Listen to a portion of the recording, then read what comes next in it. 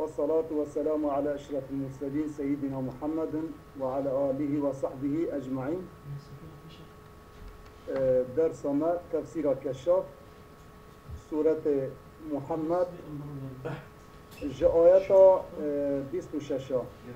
صحيفة 410. خدای تعالى وها أمريكي إذ جعل الذين كفروا في قلوبهم حمية الجاهلية فأنزل الله سكينته على رسوله وعلى المؤمنين وألزمهم كلمة التقوى وكانوا أحق بها وأهلها وكان الله بكل شيء عليما. صدق الله العظيم. خدای تعالى بيجي مشركة وقت كو منع هواش دخول مسجد الحرام كير نا حقك دست واده هبي دليل كو وبحق درخ دست واده هبي بلكي إذ جعل الذين كفروا في قلوبهم الحمية بلكي ذي تكبرا وغرورا باين كو قلب خوا بان كافر كو كبر قراتي ام بجن مازنطاي خستين قلب خدا او كبرا و او منع كرنج دخول مسجد الحرام او كبرا كو حمية الجاهلية ويا جاهليته يعني جبر بيقاسي نهشتن كو پیغمبر عليه الصلاة والسلام بصلح حديبية دا كو محمد رسول الله بده ياسكرن ونهشتن كو بسم الله الرحمن الرحيم بدن ياسكرن دي ساعت كبروا يعني كو وقت كو پیغمبر و هوال خوا بکبن مسجد الحرام دا و خلق بیجن بإذن قريشيا كتنا نوبا مكة دا ها اوه قوتنا هنه که دي سبب كو كبروا حتى كو منعوا دخول مسجد الحرام كره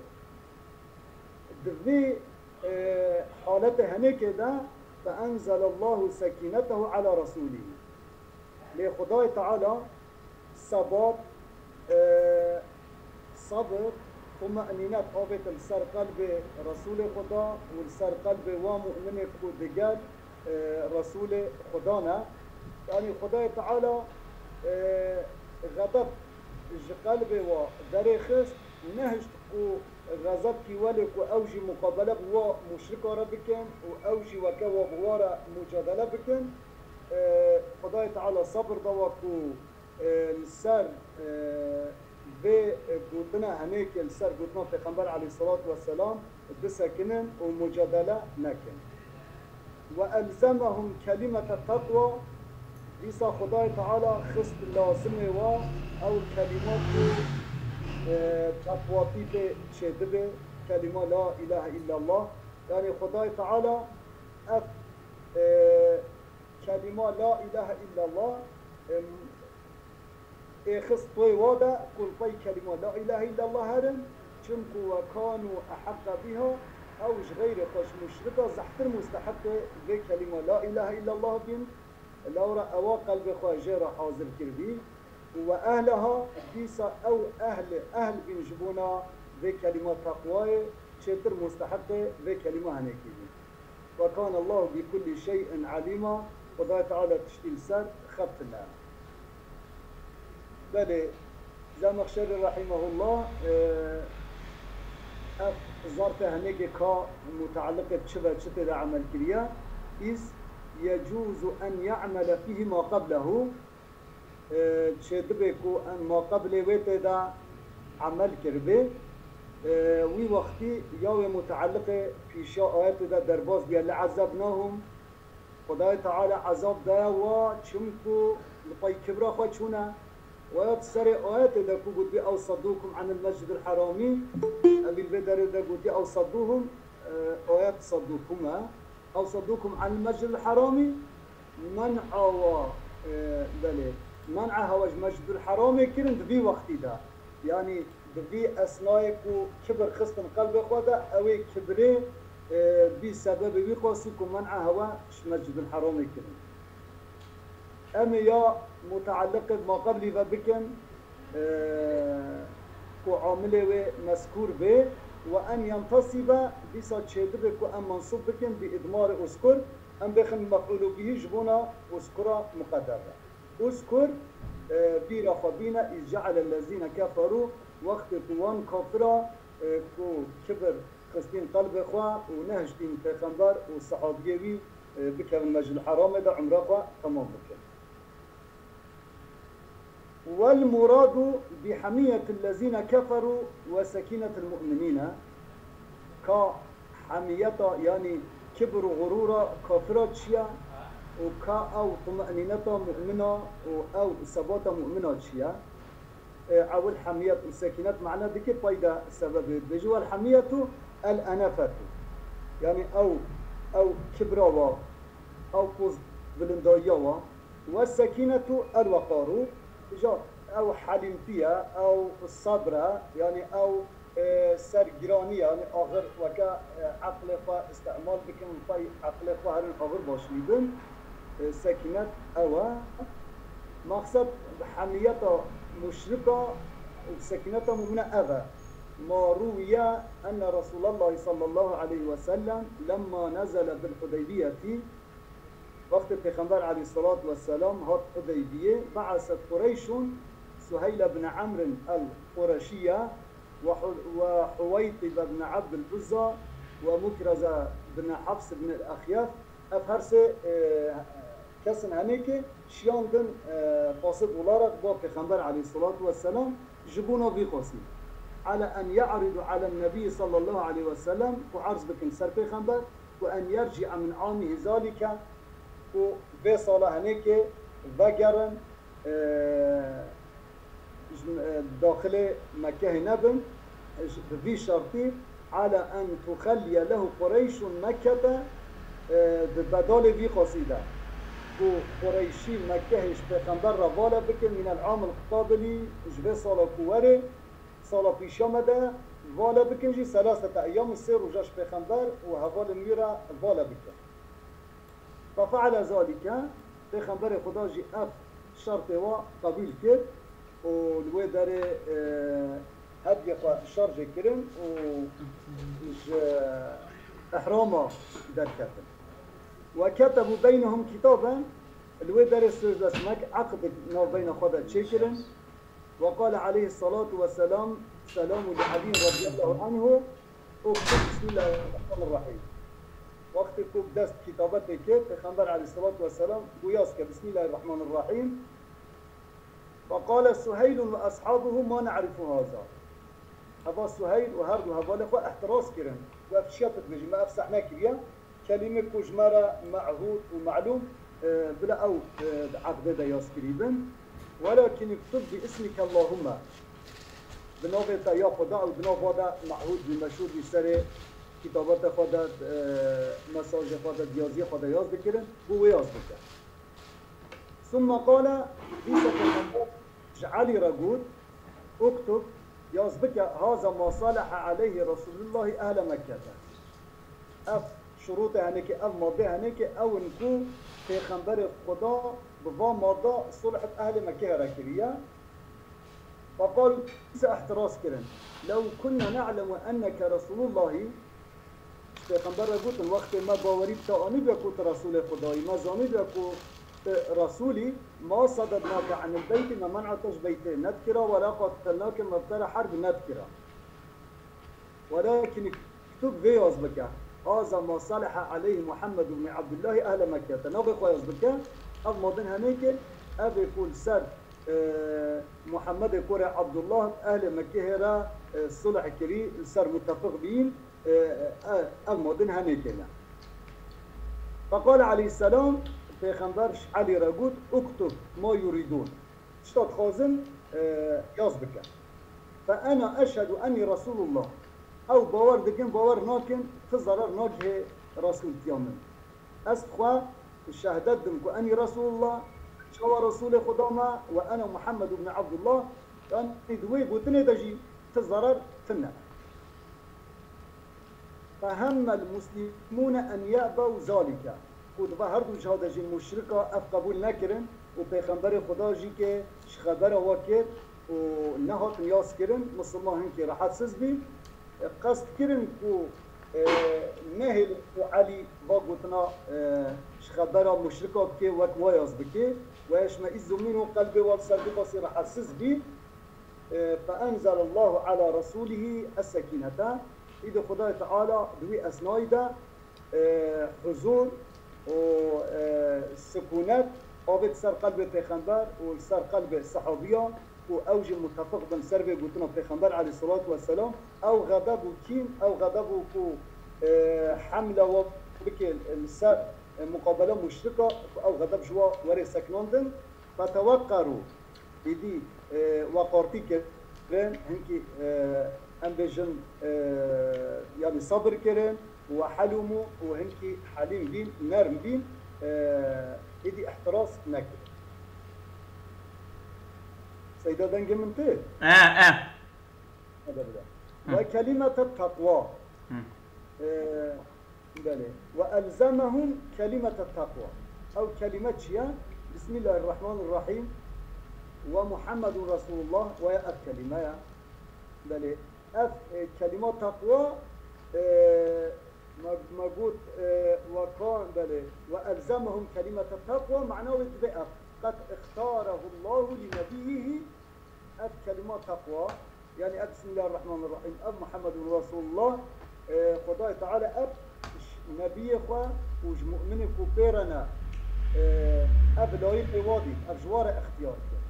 او يكون دجالوي ابن كو اهل الخير او كو اهل خيرنا او لا يقضي قصينا مشرك لا يقضي كلمه تقوانا ومستحقيه او يكون مستحق خيرنا ومن هم بيسا خدای تعالى ابجبار اختيار بي او نكو اولى بالهدايه من غيره او جوا مشركا زحتر لا يقضي هدايتنا بلا او جوار به مشرك لا يقضي قصينا بله وقيل هي كلمة الشهادة كلمة تقوى كلمة شهادة وعن الحسن كلمة التقوى هي الوفاء بالعهد بله حسن برذي معنى كريا وده ألزمهم كلمة التقوى يعني ما دامكو پیغمبر عليه الصلاة والسلام أب عهد كريا متفق بيكو أب ورياس كرن بله هيدي خدای تعالی مسلمان جی که سر بیقا یعنی اف مسلمان دا لازم کنه که مسلمان جی که سر به عهده بسکنه كلمة التقوى تشوش وفاء عهده رته گوتن و معنى اضافتها الى التقوى في وقت که ام ببیجن اف يعني وفاء عهده كلمات تقوى هي معنى بأف انها سبب التقوى وفاء بعهده بيتقانين عهده ده سبب تقوى وأساسها أساس تقوى وقيل كلمة أهل التقوى مضاف هنا لودر مقدر كرنا كلمة أهل التقوى وفي مصحف حارس بن سويدة صاحب عبد الله مصحف حارس ده حارس طابعين هوال عبد الله كريم مسعودة يعني البردستي بي علم إخوة يعني الإخوان بيها تعليم كريا المصحف ويدا قوتيا أفهد بها وكانوا أهلها وأحق بها تقديم أهلها لسر أحق المصحف ويدا يسكريا بله وهو الذي دفن مصحفه أيام الحجاج وقت حجاج ده يعني أبي كو مصحف أخوات بني عرضه ده بني آخده دفن كري كو العرض اشتبصا حجاجة مصحف كيا ويا مشهور هبيا دو مصحف ويدا كل بردست عبد الله كوري مسعود ياس كريا ياس ياس كريا وكانوا أهلها وأحق بها أهلها مقدمة لسر أحقها معنى ليس خدای تعالى بيجي لقد صدق الله رسوله الرؤيا بالحق لتدخلن المسجد الحرام إن شاء الله آمنين محلقين رؤوسكم ومقصرين لتدخلون يا لتدخلن لتدخلن لتدخلن جمعة بلي لتدخلن بلي لا تدخلن المسجد الحرام إن شاء الله آمنين محلقين رؤوسكم ومقصرين لا تخافون فعلم ما لم تعلموا فجعل من دون ذلك فتحا قريبا.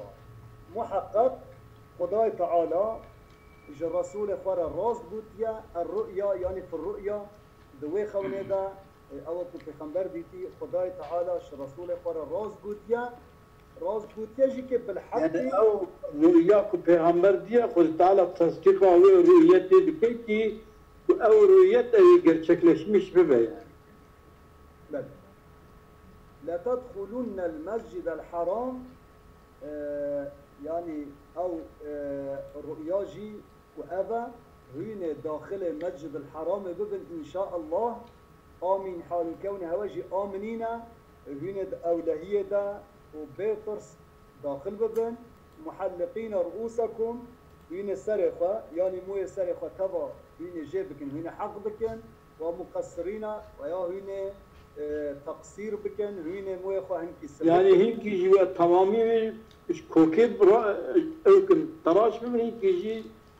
جي تراش وهنكي جي بيل سبق بكن بالي لا تخافون والويدة ريدجي هن ناطرسن يعني وقت دخول مسجد الحرام وحتى هنش عمره قدر كبن هنا أولهية دبن بطرس هو السر هوا طرس شنهد فعلم ما لم تعلموا بلي خدای تعالى بزانه ومصلحته وسبب كوه نزانه يعني كا جبونا شيء إصاب أف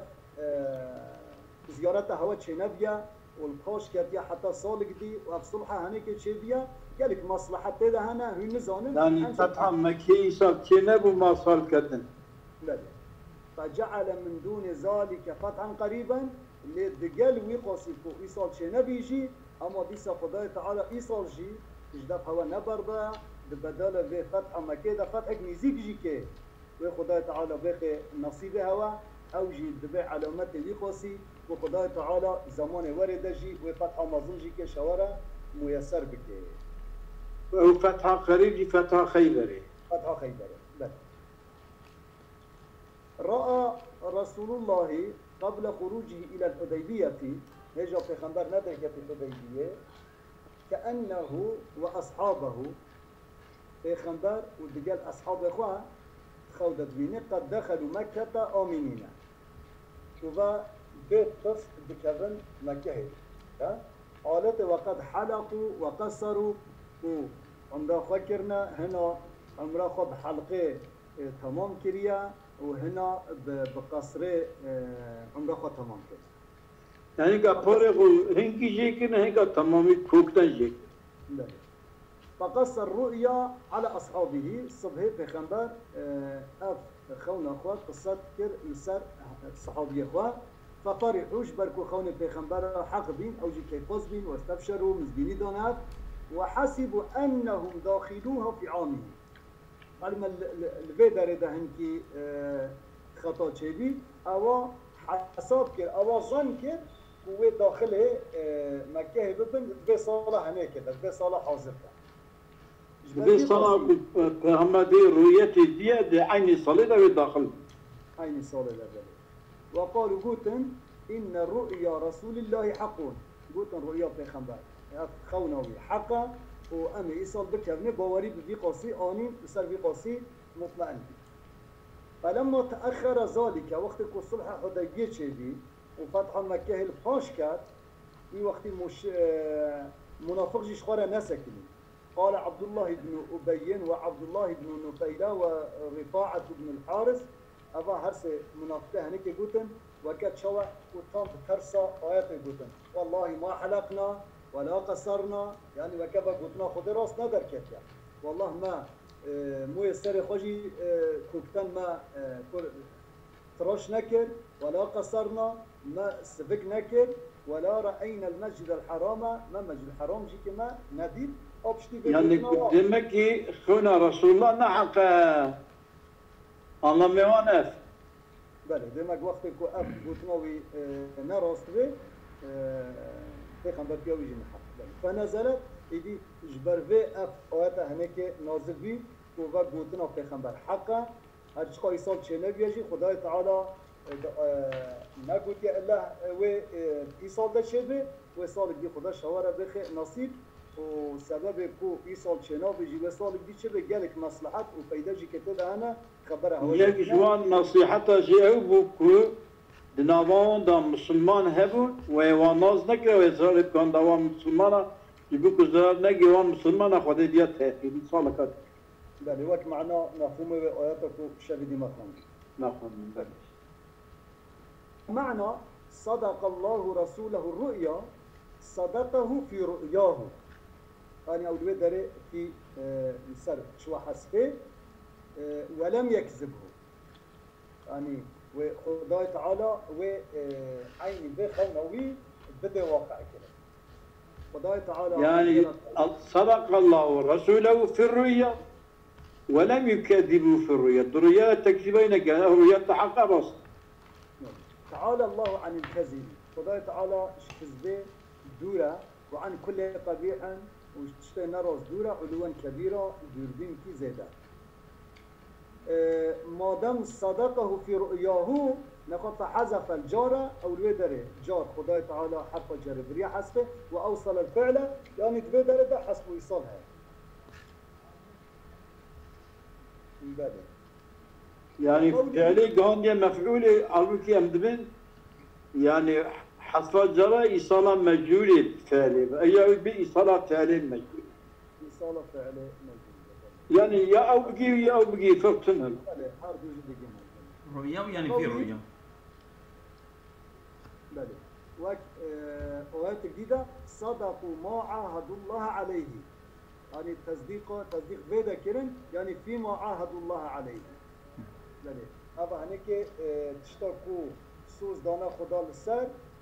أو دوي سوز خدا صادق در كتن راز در كتن يعني أرجي بقبيلة حسب إيصال أو جي بحسب إيصال فإن قلت بما تعلق بالحقي أو بالحقي متعلقة بشغل قلت إما بصدقة يعني صدقة بالحقي وي وقتي صدقة يعني صدقة صدقا ملتبسا بالحقي ده مفعول مطلق أي صدقه فيما رأى بله دوي خونه ده خدای تعالى تصديقه كريا وفي كونه وحصوله صدقا و او دخول مكه يعني و بالراستي حاصل به حال كونه وصدق ملتبسا بالحق و يعني حق جي كتاده هي صدق صدقا ملتبسا بالحق أزولام يعني بالحقيقة ما جمان يعني ديت فلان كسي يعني تصديق فلان كسي كريه تصديق ويكريه او نراسه تصديق ويكريه نرا اما دفردا خدای تعالى وقت تصديق پیغمبر اسلام كريه براستي بحقي او وصايش يعني ها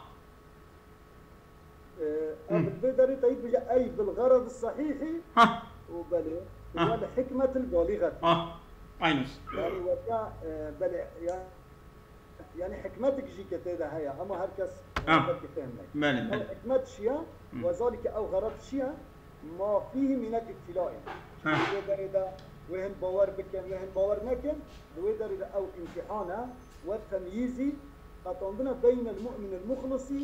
وبين المؤمن و طرف پیغمبر خدا و چی بودن هما باوری بیتینه وبين من في قلبه مرض او كنت قلب وقت نخوشي هي وبدي آيات الوتر أشكرت شهادة قطعا أف بالحقيقة متعلقة بصدقه فكر ويجوز أن يتعلق بالرؤيا أم الجهات معناه بل متعلقة بالرؤيا بك يعني حالا منها عندك حال بيش رؤيا حال كون رؤيا شيء حق بالحق يعني أي صداقه الرؤيا بل حال كونه رؤياجي ملتبسة بالحق أو رؤياك حق بي نا رؤيا نا خونك باطل بي يسترفين معنى على معنى وأنها أو رؤيا لم تكن من أضغاث الأحلام نجوى خونك قبل هبي يعني خونك قبل هب فرو راس قبل هبا وجهب لا يقطن دل اف خونه پیغمبر نجوا بی افش طرف خدا بی خونك حق بي. ويجوز أن يكون بالحقي قسما أم بكورن بالحقي بيخن قسم متعلقة أقسمك مقدر بكن وي وقتي بالحقي معنوي تشاوت شدوي إما بالحق الذي هو نقيض الباطل يعني الصندوق بحق براستيه يعني نباطلي ويا بالحق يعني الصندوق بخده أو بالحق الذي وي حق وي خدايك وحق الذي هو من أسمائك وش أسماء خدايك وي وقت جواب قسم دبيت شيء ولا تدخلون جوابه بقسمه دبيت جواب قسم يعني بالحق لتدخلن أقسم بالحق لتدخلن جو على الأولي وقتك متعلقة صدقة بكين هو جواب قسم محذوف أو لا تدخلن في وقت جواب قسمك محذوفة فإن قلت ما وجه الدخول إن شاء الله إن شاء الله كأن داخل دبيتي أخبار لتدخلن المسجد الحرام إن شاء الله إن شاء الله لأنه هو أخبار خدا ده يعني معنى إن شاء الله يعني خدا شو باستعمال ذكي معنوي شيء يعني خديش كل زانا واحد وتايا بكجي جا مثلا كتين إن شاء الله جوجكو بله وكا إن شاء الله يعني نا تام أمبيجن محققة خداي تعالى دنوت أخبار خدا يعني نور عرفت تنيا عرفت تنيا قلت فيه وجوه شانت معنى تدهن يجي أن يعلق عدته بالمشيئة خداي تعالى وعد إخوة بالمشيئة ذا تعليق ذكي جريد دي بذينيته بذيقه تعليما لعباده خداي تعالى نكو نزانه تعليم عباده خدا كيف ذي وأن يقولوا في عداتهم أوجد وعد خدا هم كسين وهم نبيجن بيجن إن شاء الله بله مثل ذلك أن خداي تعالى في السر حساب خد بيجي ومؤمن جي كده وعد خدا بكلمة استعمال قالوا كون المؤمنة متأدبين بأدب الله خد أدب خدا شنكو خداي تعالى في القرآن إنسانا تأديب دكي بله وخد أدب خدا متأدب بن ومقتدين بسنته اقتداء بكن اطاعت بكن سنته في خندا سنته خدا لو سنته خدا جي كي يعني أبك وقت وعدك بدن خداي تعالى بيجي إن شاء الله وكا قلت بي الحمد لله جاء الحمد لله يعني جمرات بيهم بيجنا شو تعليمي بلى وأن يريد نقول احتمالها أن يعلق واحتمالها أن يريد يعني خداي تعالى إرادة بيته لا تدخلون جميعا إن شاء الله يعني نكو بلى جبونا دخولها إن شاء الله يعني جبونا كوهين التف يعني إن شاء الله هين التف ببينا هين التف داخل بدن ولم يمت منكم أحدا يعني خداي تعالى حتى في وقت كسي شوا نامرينه على ما سبي قصي احتراز لكن هذا حتى في وقت قالش فاين كو تبلي صلح حديبية بين نجهد نبي وقت ويا أو كان ذلك على لسان ملك لأن يعني أخوان قبل صار زمان ملائكات صار زمان جبرائيل هات يقولون فأدخل الملك إن شاء الله يعني وقت يكون جبرائيل أبش بخنبر رخواندي وكلقى صدق الله ورسوله الرؤيا بالحق لا تدخلون المسجد الحرام خداي تعالى قد يا آمنين محلقين أما جبرائيل ويدر يقول إن شاء الله طبي أبجيك احتراز قواتي سرفيقاسي هيا چونکو ملائکت نکاره تشکیل قرآن زیاده بکه و که واسطنا خود تشکیل إجابة أو جخشه أو هي حكاية ما قال رسول الله صلى الله عليه وسلم لأصحابه لأن خدای تعالى حكاية قلنا پیغمبر بکه يعني پیغمبر خدا وقت تو خولی بی وش صحابيا قصت كريم وقال لا تدخلون المسجد الحرام إن شاء الله يجي خدای تعالى حكايته قلنا پیغمبر خدا حكاية ما قال رسول الله وقص عليهم حكاية قلتنا پیغمبر وجوار قلتيا وجوار صدق وقيل هو متعلق بآمنين. بله يعني متعلق بآمنين مؤخر بها. بله إن ظلام لا تدخلون المسجد الحرام إن شاء الله وآمنين محلقين أو صبوا. بله يعني محلقين بله آمنين إن شاء الله. يعني إن شاء الله هنا أمين بن وقت تكون داخل بن. فعلم ما لم تعلموا. خدای تعالى زاني أو تشتكوا هو نزاني أو شنا من الحكمة أو حكمتكو دويسو حيدهين بل والصواب أو راستكو في تأخير فتح مكة وفتح مكة هاتي الفاشخصين إلى العام القابل حتى صلاة وري وقالك حكمت لده هنا خدا زانية هو نزان فجعل من دون ذلك بمقابل بدال في فتح مكة دائما من دون فتح مكة خدای تعالى وديس شوارا نصيبك فتحا قريبا فتحك نزيك بشا فتح مكة ده وهو فتح خيبر شما خدای تعالى في جوارا يعني بشا مكة ده في جوارا وعد ده لتستريح إليه قلوب المؤمنين ده قلب المؤمن وفي قصة هنكي رحب به وقت كو أجي كتنبيا مؤمن زحترك وفتح مكة يجي نهات يكرن بلكي هنك أو يعني قلبي وخمر حت نبيا خدای تعالى بنعمته هنك يجي بوارا بكي وكو قلبي ورحب به إلى أن يتيسر حتى يكون رحب به الفتح الموعود أو فتح القضاء سوبيك فتح مكة. مانا مثلا هو الذي يجب في آيات كنا ويجب كنا أبدا هو الذي أرسل رسوله بالهدى أو خداك ولنا أرسل رسوله خداك رسوله ريكيريا بالهدى بله ريكيريا دويريكو هداية بيشده ودين الحق بله هو ريكيريا شيانديا بالدين حق أو دين الحق يعني بدين الإسلامي مقصد جوي دين حق دين إسلامي يجب شيء ليظهره يعني ليعليه دكو خدا بدن بك غالب بك على الدين كله سر تمام دينه على الدين أو مقصد جوا دينه ما دينا معلوما يعني على جنس الدين كله بله سر دينه هيدي بلا تشدين تشدين بشري بن تشدين إلهي بن فاطمة نعم يريد مقصد خدا على الدين كله الأديان المختلفة شاشي دينكم من أديان المشركين تشدين المشركين والجاحدين تشبه دين سزابن وأهل الكتاب تشدين أهل الكتاب وبن دين يعني أو الإفلام السريع إفلام الجنسين ديمك الإفلام الجنسين بل خدای تعالى أفسوس دا بخنبر ولقد حقق ذلك سبحانه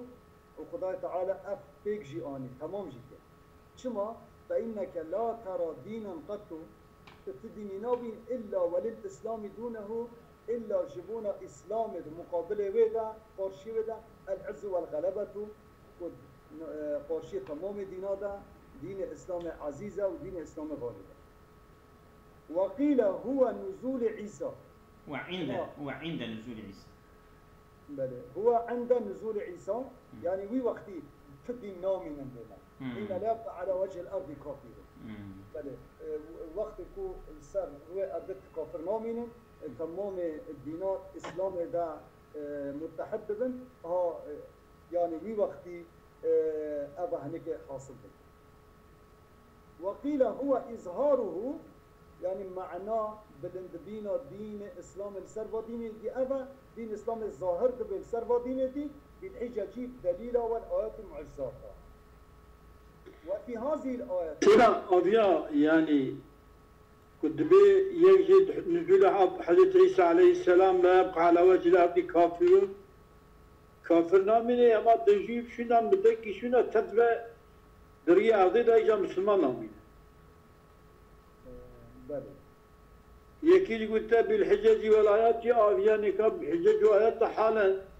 مسلمان غالبا فقط مع الأسف بكيدن إدارة وينتمو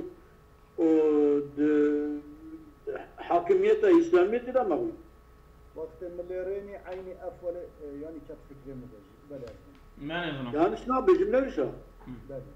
ما كريم كي ما يبرد بس لو قدينا وفي هذه الآية بل خدای تعالى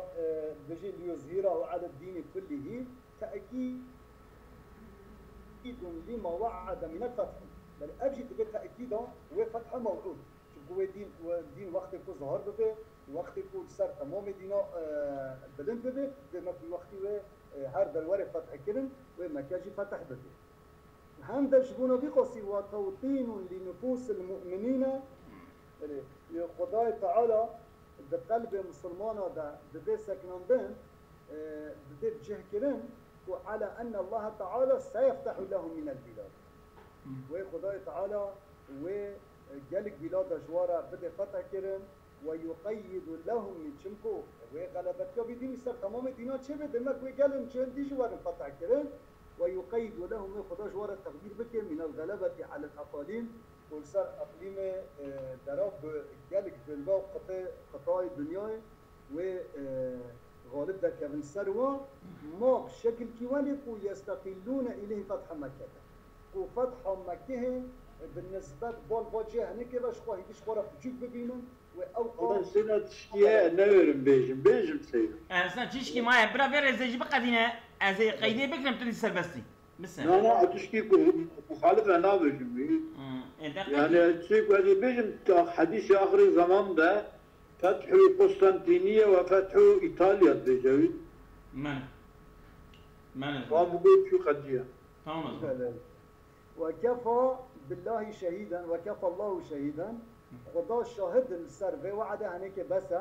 على أن ما وعده قائن تشتكو خدا شاهد به أو تشتكو سوز داي مطلقة ويتشي عن الحسن معناه أبي شهيدا قو شهيدا على أن ما وعده قائن خدا شاهد السر في قاسيكو وسوزاي بيبره يعني خدا شاهد كان سوزك خدا دا خدا سوي سوزك بجيبين بله عن الحسن شهيدا معنى شهيدا يعني على نفسه بل خدا شاهد السر نفسه يعني وكا كو سوز ده أنه سيظهر دينك كو دينتا ظاهر بكل سروا دينا ديني على نفسه أظن راجع بال خدا ويا راجع بال پیغمبر ويا وكفى راجع بال خدا تعالى ويا يا أو شهيد راجب الخدا بروي درجي أنه سيظهر دينك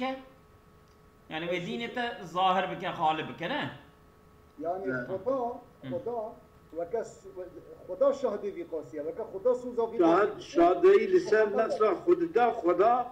او دينته ظاهر بك يا محمد صلى الله عليه وسلم تمام أصابكم الله خير كثيرا خدا خير ومازن